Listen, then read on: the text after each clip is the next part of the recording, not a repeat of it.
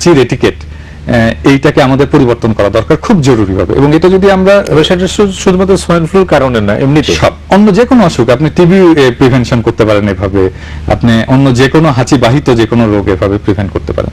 So এখন এটা কিন্তু আমাদের দেশের সায়েন্টিস্টদের তৈরি করা একটা এটিকেট, সেটা হচ্ছে যে আমরা অনেক সময় রুমাল অনেকে ক্যারি করি না। হ্যাঁ, সো তাহলে এটা কিভাবে আরো বেশি প্রিভেন্ট করা যায়? তো ওনারা যেটা দেখেছেন সেটা হচ্ছে যে আমাদের হাতে যদি কিছুই না থাকে, হাত দিয়ে না মুখটা চেপে ধরে আমরা এলবো দিয়ে, মানে এই কবজিটা দিয়ে মুখটা বন্ধ করে দেবো, তারপরে হাঁচি দেবো, তাহলে কিন্তু আমার হাতটা ময়লা হবে না, নোংরা হবে না, এবং আমার জায়গাটা সংক্রমিত করবো না।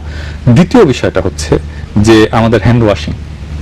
হ্যাঁ, আমরা এই ক্ষেত্রেও কিন্তু আমাদের এটিকেটের ঘাটতি আছে। আমরা কিন্তু হাত ধুই হয়তো সাধারণ পানি দিয়ে ধুই, সাবান দিয়ে হাত ধোয়ার যে অভ্যাস, এই অভ্যাসটা শুধু সোয়াইন ফ্লু না, আরো অনেক আমাদের হেলথ হ্যাজার্ডকে দূর করে দেবে। সাবান দিয়ে হাত ধুলে সোয়াইন ফ্লুর ভাইরাসটা সাবানের সংবেদী, মানে সাবানের সংস্পর্শে গেলে এটা মরে যায়। সো যত বেশি আমি সাবান দিয়ে হাত ধুতে পারবো, এবং ছড়ানোর মূল ইয়ে হচ্ছে হাঁচি এবং হাত, এই দুটোকে যদি আমি প্রিভেন্ট করতে পারি, ক্লিন করতে পারি, ক্লিন রাখতে পারি, তাহলে কিন্তু আমার first line defence is fantastic, এবং আমরা এটা থেকে আমরা অনেক বেশি মুক্ত থাকতে পারবো। দ্বিতীয় সেকেন্ড লাইন ডিফেন্স হচ্ছে আমার যদি আমি অসুস্থ হয়ে পড়ি তাহলে আমরা কি করব? সেখানে ডেফিনেটলি চিকিৎসকের একটা ভূমিকা আছেন, তিনি চিকিৎসকের কাছে যাবেন এবং চিকিৎসক যে যে চিকিৎসা ওনাকে দেন সেটা উনি ফলো করবেন। তৃতীয় বিষয় হচ্ছে যদি এটা থেকে কোনো কমপ্লিকেশন অ্যারাইজ করে তাহলে কি হবে? কমপ্লিকেশন অ্যারাইজ করলে সেটারও কিছু গ্রেড আছে, এবং চিকিৎসক সেটাকে গ্রেডিং করবেন এবং যথাযথ জায়গায় ওনাকে রেফার করবেন, দরকার হলে স্পেশালিস্টের কাছে রেফার করবেন, অথবা প্রয়োজনে স্পেশালিস্ট হসপিটালে রেফার করবেন। কিছু কিছু ক্ষেত্রে, সীমিত কিছু ক্ষেত্রে ইন্টেনসিভ কেয়ার ইউনিটের প্রয়োজন পড়তে পারে, সেখানে ইন্টেনসিভ কেয়ার ইউনিটেও রেফার করা যেতে পারে।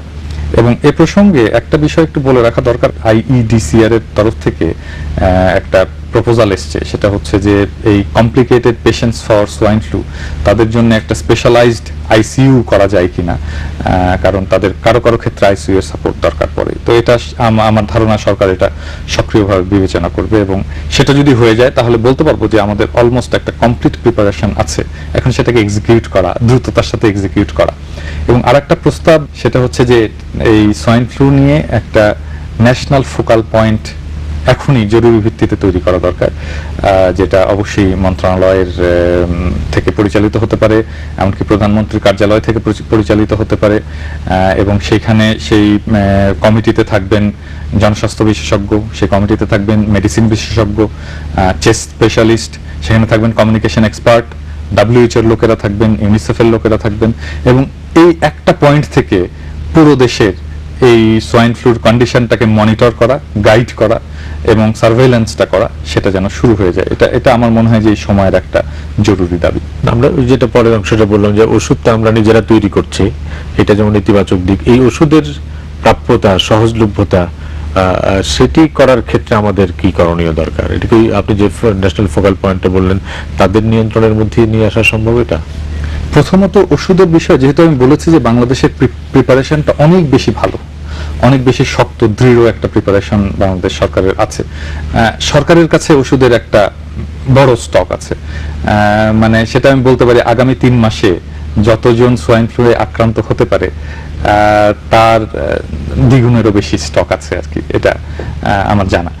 আচ্ছা, দ্বিতীয় বিষয় হচ্ছে যে আমরা যারা দেশি কোম্পানিগুলো যারা বানাচ্ছি, এবং তাদের কাছেও যথেষ্ট স্টক আছে, এবং প্রয়োজন পড়লে আমরাও এটা উৎপাদন করে এটা দিতে পারবো সব।